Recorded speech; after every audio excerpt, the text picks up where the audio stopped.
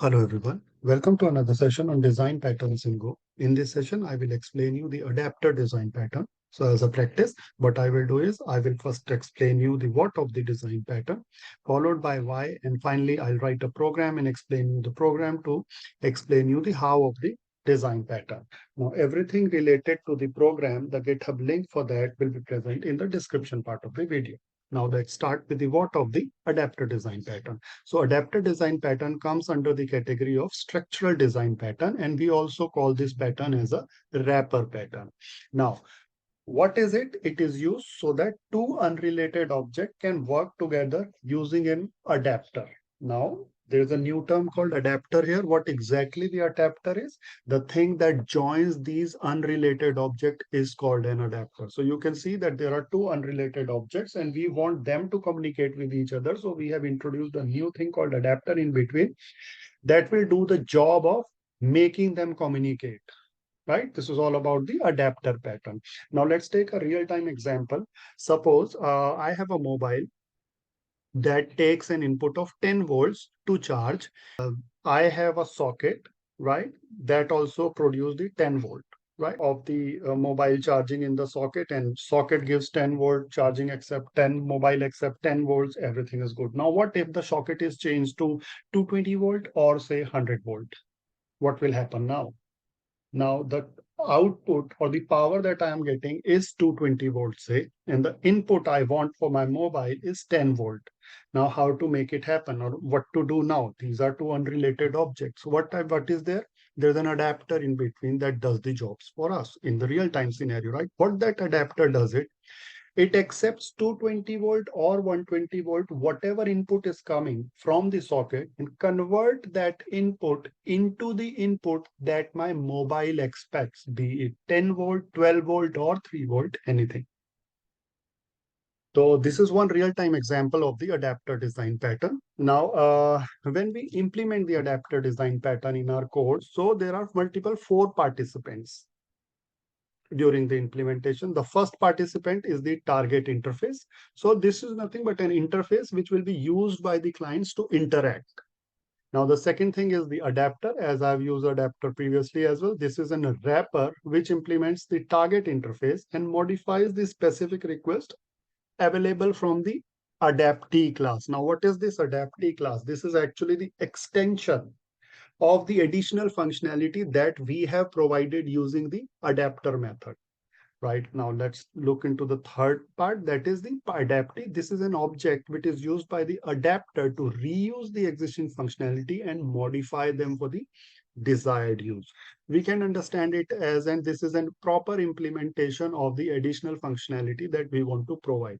I will explain you these things and you'll understand when I'll write the program. So while writing the program, I'll be explaining that this is adaptive, this is adapter, so you'll understand it a bit more. Now the client is nothing but it is the thing that will interact with the adapter.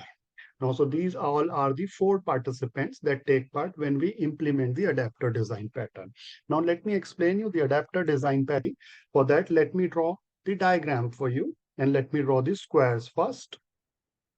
Now all the squares are present on, and let's start writing down the participant. As I've told that the first participant is client. Let's write it down here. Now this client must have certain methods here. The second participant is the target interface. So let's write target as well. It must also have some certain methods here. Now there are concrete implementation of target. So let's see, it is let's write a short notation. It says concrete prototype. It will also have methods here, and it says this is an adapter if there is an additional functionality has to be provided. Now, since there is an adapter, there has to be an adaptee because this will provide a specific functionality, and there will be say specific methods here. Specific methods here. Now let's draw the arrows specifying which depends on what and which do what. So client will interact with target. Now this is a concrete implementation of target. Adapter as well is the concrete implementation of target, and adapter interacts with adaptee. Now let's talk about them one by one. Now the first thing is the client. So client is the thing that will deal with the target interface and is unaware of the adapter presence. This was the client. Now let's talk about the target. Target is basically the base interface that interacts with the clients. Now the concrete prototype here, this implements the actual and the original functionality, or basically the based on the whatever the initial requirement is there, it implements the functionality related to the initial requirements of the class. Adapter. Adapter implements target interface and delegates all requests to the adaptee. And this adapter basically implements the additional functionality. Now, this adapter delegates all the requests to the adaptee, and this adaptee in actuality implements the additional functionality. This has the definition for all the additional functionalities. Those has been made by the clients as an additional requirement on top of what was there as the initial requirements. Let's assume client first says that I want to have an functionality to charge an Apple mobile only. So this client, target, and concrete prototype, these three parts will take part in the initial requirement. And after some time, client says that I want to extend this functionality to charge the Android mobile as well. Now, how to make this code changes? So I have two options. Either I will make the change to my whole of the code, or I will introduce an adapter in between like this.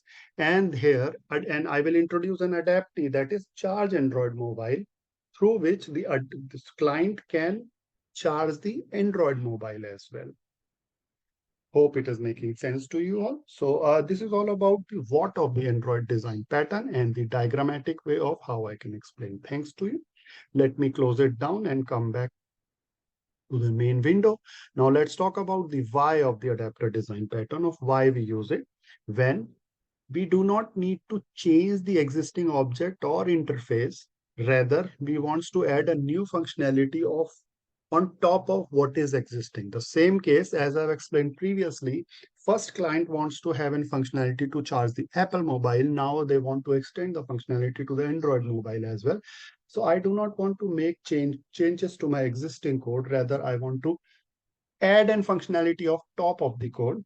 So in that case, I use the adapter design pattern. Now let me explain you the how of the adapter design pattern. So to explain you the how of the adapter design pattern, let's assume we have a client that wants a functionality to charge Apple mobile and later change the requirement to include the Android device as well. So now let's implement the first part, that is charge Apple device. And then once the first part is implemented, then I will apply the adapter pattern to extend the code to charge the Android mobile as well. Now let's start. Before that, let me remove this thing for you. And let's start the package with package main. And since we are talking about the mobiles and charging of the mobiles, so now let's create an interface with the name of mobile. This interface will have a method charge Apple mobile, since the initial functionality is to charge the Apple mobile. Now let's have the concrete implementation of this interface. Now this concrete implementation say, since it's an Apple device, so I will create a struct called Apple. And then I will create a method or a receiver function called A. Why a receiver function? Because I want to attach this function to Apple. Now, since this struct has to implement mobile interface, so the method in the mobile interface has to be implemented here. Now I have implemented it. Now what that method says, that method simply says fmt dot println charging Apple mobile. So this is all about the charging Apple mobile. So now the functionality is written. Basically, the concrete implementation is written. Now let's implement the client. I'll say type. Let's give it a name, a client, and it is a struct. It also contains nothing, and it will also contain a receiver function. It will say, let's say it is charge mobile. The name of the method is charge mobile and it is client. It is C and it will accept a mobile type of, and it will say mob dot charge Apple mobile. Now the client as well is implemented here. Now let's talk about the main function or the function that we will call. Now let's call this functionality from the main method. So I will say Apple equal to say ampersand, created an instance of the Apple struct. Now let's create an instance of the client struct and say client don't charge and let's say send Apple inside it. Now see what exactly is there. So this actually mobile interface, this is the target as per the diagram that I have explained you. Now this concrete implementation is the prototype, or I'll say concrete prototype implementation.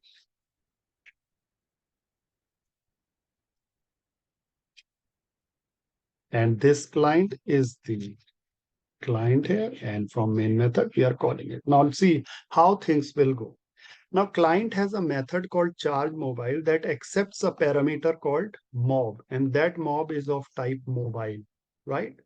Now this mob is applied to all the struct that has in actuality implemented this struct. Now in this case, Apple is the struct that has implemented this mobile interface. That means we can pass Apple as well to this mobile. Now from here, what I have done is I'm calling this charge mobile method of the client. I can access it using the dot operator because this is a receiver function. Now I have passed an instance of the Apple struct to it. Now this has become Apple now. Now this has become Apple. So whenever this method charge mobile will be called, it will say Apple dot charge Apple mobile. And this Apple.charge Apple mobile is also a receiver function. So this will ultimately be called. So let me run this program and show the output to you. It should print charging Apple mobile. Everything good and everything good to go. Now let's say this functionality runs for certain period of time. And after that client says, now along with the Apple, charging of the Apple, I want to add a functionality of charging the Android mobile as well. Now I have two options. One option is I rewrite the whole code in a generic way that it should charge everything, either be it Apple or be it Android, or I introduce an adapter in between using the adapter design pattern and keep the existing code and functionality as it is. Introduce an adapter that serves the purpose to charge the Android, right? And this will take less time and serves my purpose. So let's introduce the adapter bit before that. Now since we talk about the charging the Apple mobile, right?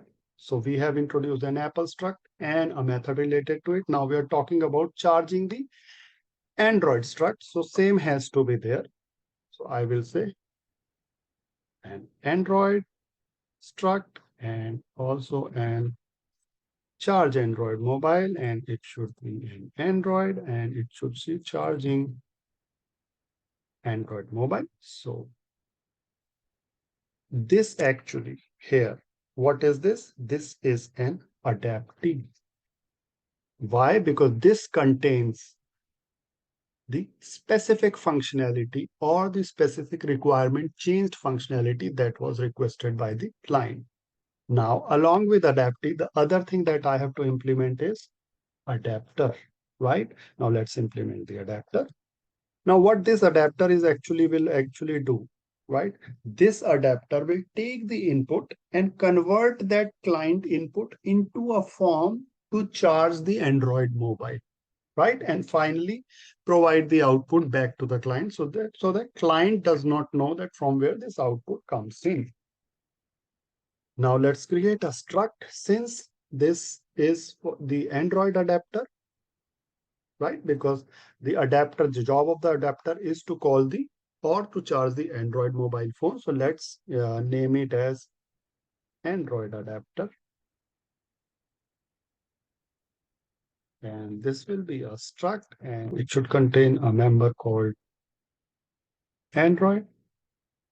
Now this adapter also has to implement this mobile interface so that this can be used as an extended functionality. To implement the mobile interface, it needs to implement the function as a receiver function under it. So I'll say AD and I'll say Android adapter here, charge Apple Mobile. And now what will happen with this specific, I will say ad.android.charge Android Mobile. Now, what we have done is we have implemented the adaptee as well as the adapter to charge the Android phone.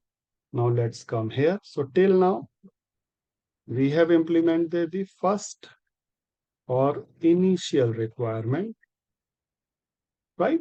Now let's implement the extended requirement by the client, right? And that extended requirement is charge Android mobile. Now let's see what we will do in here is, since we have introduced the Android, so let's create an instance of the Android struct.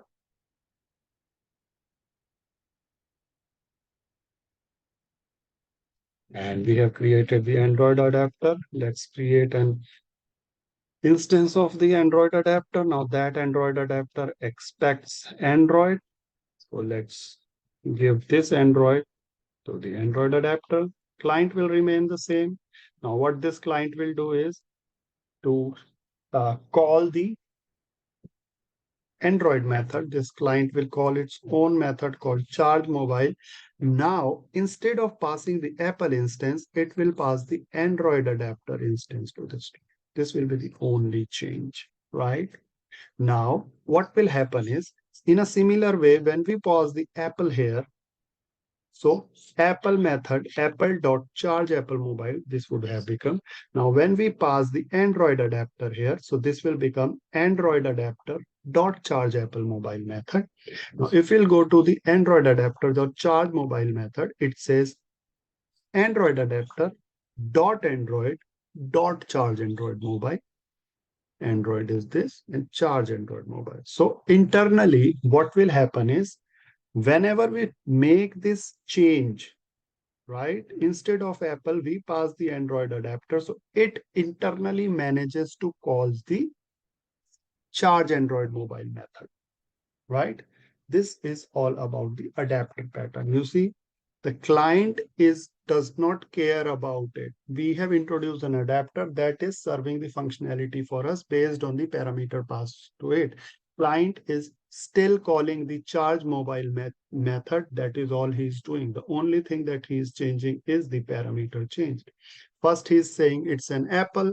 So we'll say, okay, charging the Apple mobile. It says Android adapter. We say, okay, we are charging the Android mobile. So the functionality is amended, or the additional functionality is provided to the client based on his requirement, and the existing code does not change. Rather, there is an additional functionality written as an adapter and adaptee on top of the existing code to provide the functionality.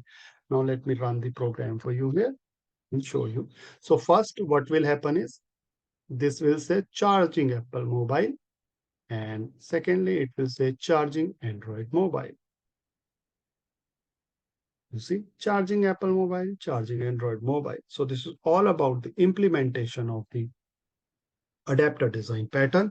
The program that I've shown you here, the GitHub link for that will be present in the description part of the video. Please feel free to look into that as well. Please do like, subscribe, and comment if you really like my videos. And also do not forget to press the bell icon if you do not want to miss the updates from this channel. Thank you very much, guys.